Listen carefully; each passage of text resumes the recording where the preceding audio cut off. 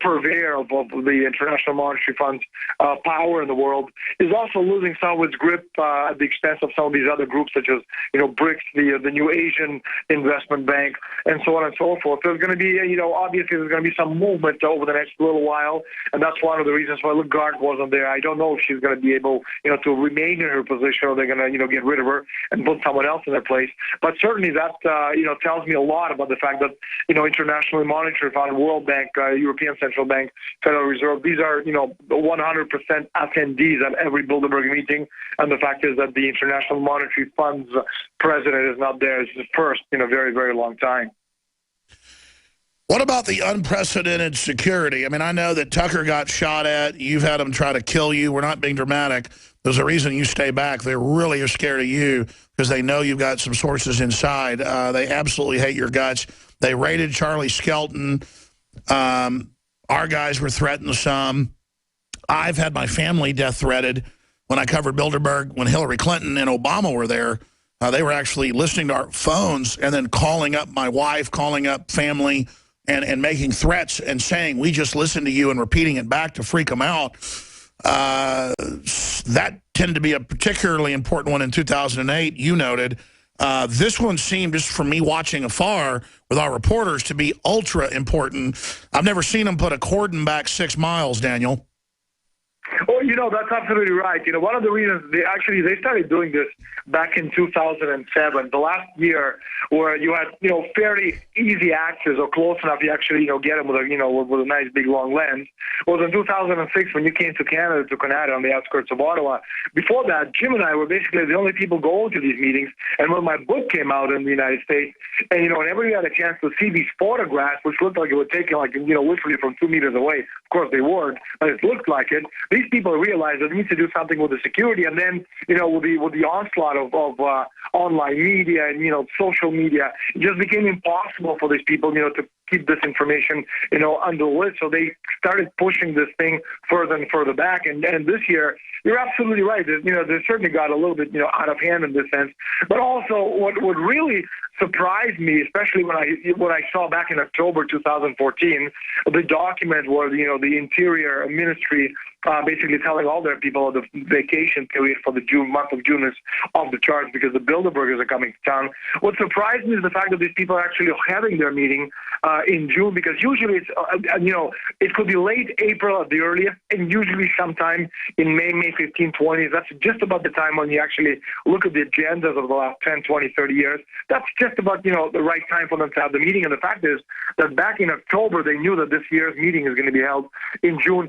Told me that a lot of very important things are going to be happening in June, because obviously, if they hold the meeting in May and then stuff happens in June, it certainly doesn't make any sense. And the first thing that obviously happened, you had a G7 meeting just, literally hours or days before the Bilderberg conference. But then when you look at the other stuff, and there's some of the things that, they talked about, and some of the things that, we've got from our sources, who basically said the reasons are the following. There's an Austrian mortgage bank with a very funny name by the name of Hypo Alpe Adria. Yeah, try saying that 10 times, okay? And they have to make a, smallish payment of 500 million euros, as a result of what basically happened when the Swiss depegged the franc and, revalued their currency like, 30% in 10 minutes.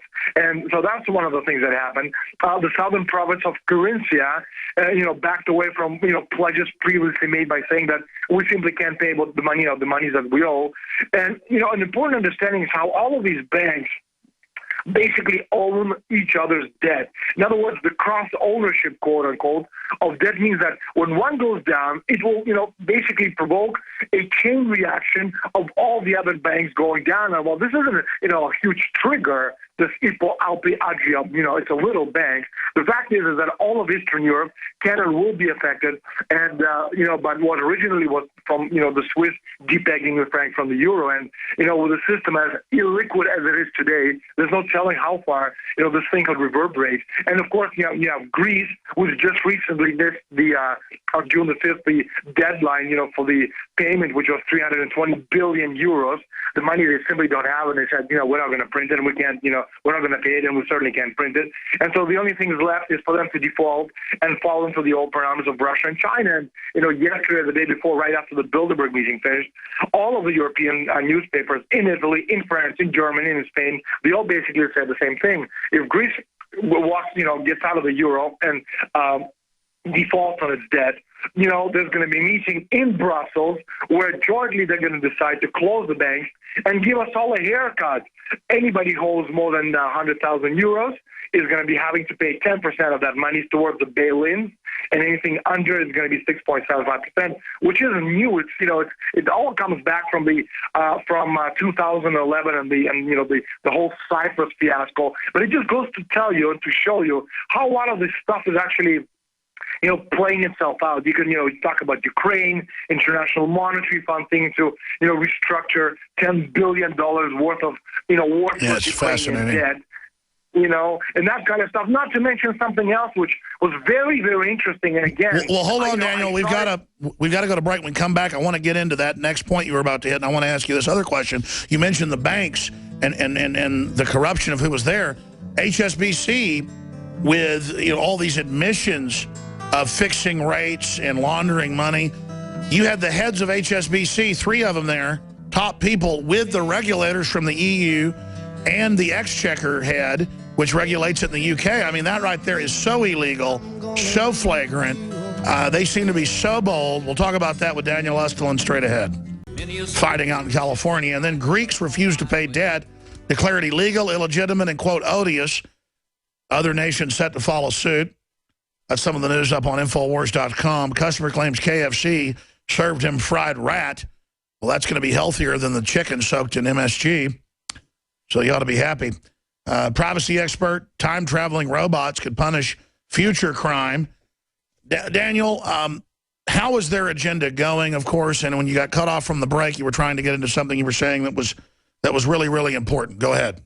It's a very interesting point when you kind of look at this stuff, from bird's eye view, and you see how these things kind of work together. For example, very, very, just a few days before the Bilderberg conference, Russian government via Russian newspaper Pravda announced Chinese gold holdings of 30,000 tons. Now, if you kind of think about it, you say, what the hell? That doesn't make any sense. Why would a Russian newspaper, obviously working together with the Russian government, announce something, as far as Chinese gold holdings, unless the Chinese and the Russians were working together using Russian newspaper Pravda to get the information out and actually pressure the Bilderberger some way, because again, the timing is interesting. And, to rehash this, Pravda, they've released this article. They wouldn't do this without Moscow's permission. And so would Moscow have given them permission without the approval from Beijing when these two are working together? Obviously not. And what does that have to do with, Kerry Obama? Kerry meeting Putin not long ago in Sochi, because that's an about face, about the current policy of the United States.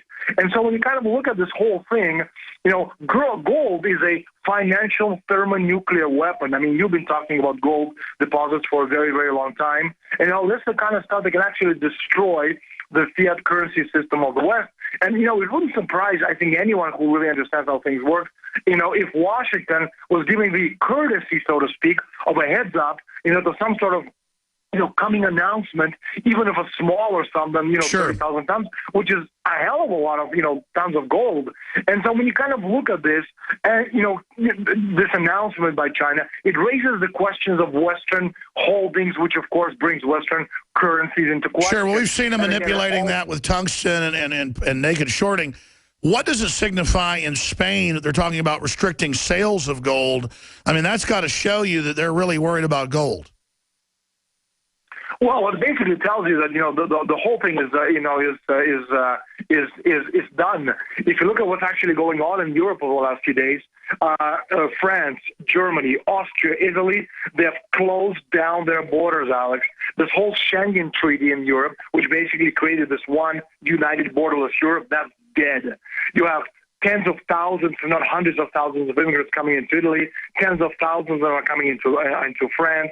You know, you have 50, 60,000 over the last few months have entered Germany. And so the European nations are saying we've had enough. As the European Central Authority, which is European Parliament and European Union, they have completely lost control and are losing power. And this is one of the reasons why we're seeing some of these, you know, shake-ups on the European supranational level. And that goes to show you that, you know, if France shut down the border, you know, coming back from Innsbruck, we had to go through France. And when I actually got to France, that's all part of the European Union. For the first time in, I think, like 10 years, I have to show my passport. Usually I just show my residency permit from Spain, and that's enough. Well, they asked me and they insisted on the passport, and I didn't have a passport. They wouldn't let me into the country. Do you know what I mean? So this is the first So time their borders are going right back now. up, which signifies the euro is beginning to break up, which I know the globalists plan to build it, then suck everybody dry, then implode it, but have it fold into a new supranational global government as the bubble. Is it going according to plan, or is it gyrating out of control? Is globalism in trouble?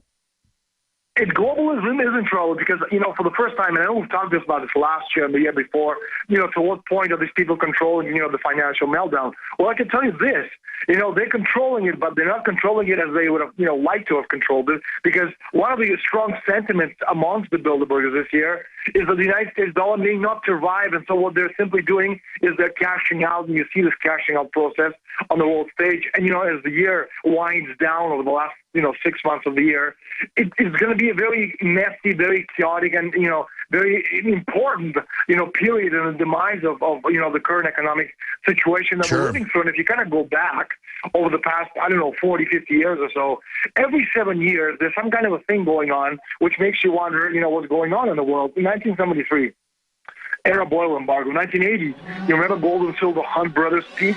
Then in 87, you had the Black Monday. 94, you had the famous irrational exuberance with the ensuing Asian meltdown. The 2001, you had the inside 9/11 job. 2008, the Lehman Brothers failures, you know, followed by the... We're set for another one. Exactly, and the year 2015 will be known for the United States dollar. I'll tell you what, Daniel, do 5 more minutes with us. You got to finish with this bombshell info. Then we're going to get other guests on. This is huge. We're on the mark. All saying that a massive, massive meltdown is coming, much bigger than 2008. And now it's in the news today. The next great European financial crisis has begun. Business Insider, Greeks are stashing tens of thousands of bundles of euros in their homes ahead of a bank bail-in when they grab your bank account. UK draws up contingency plans as Bank of Greece warns of uncontrollable crisis. I mean, this is big. London Guardian, it's going to be bad. Whatever happens, Greece on the edge of Eurozone exit looms. And then you've got the banks all admitting that they're fixing the interest rates, money laundering, manipulating currencies, manipulating stock markets. I was talking to a very successful hedge fund manager who got bought out a few years ago, but it was a major company, billions of dollars, off record. Ran into him and then looked up who he was, and sure enough, he was who he said he was. A pretty famous guy. I knew I'd see him on TV and stuff. And we were in a restaurant. He came over and like talked to me for about 10 minutes. Tried to buy me a drink and stuff. And I'm detoxing, so, you know, it was none of that. And he was just scared. And I told you about billionaires 5 years ago that I talked to who were leaving to New Zealand. I told you James Cameron really left because he's scared. Now that's admitted. I mean, I didn't just say that. I knew somebody that knows him well. And Daniel Estlin's on with us. I know he's for real. I know his sources. And he's saying it's the 7-year cycle. Is it artificial? Is it there? Get to where you say this is going, because all the experts, we have the experts on that are right. That's why we have you on. We appreciate you coming on. DanielEstlin.com, best-selling author, joins us, researcher, Bilderberg investigative journalist. But it seems like this new bubble is so much bigger than the others. Am I right in saying this could be spectacular? And how bad could it be? I know you got to go, Daniel, so 5 minutes. What else do you want to impart to folks? Well, you know, it could be spectacular in the sense that you have gold right now at $1,200, $1,300 an ounce, Well, it could very well go to about $50,000 or $60,000 an ounce very shortly. And it's not me saying it. Bloomberg came out and said that, shortly just, before the Bilderberg conference. So I know this was on the agenda. And when we're talking about, the dollar collapsing and Bilderbergers understand this and they're cashing out, or with Bilderberg, or Bloomberg, which is Bilderberg and mainstream, they're talking about this thing actually going to $50,000, $60,000 an ounce.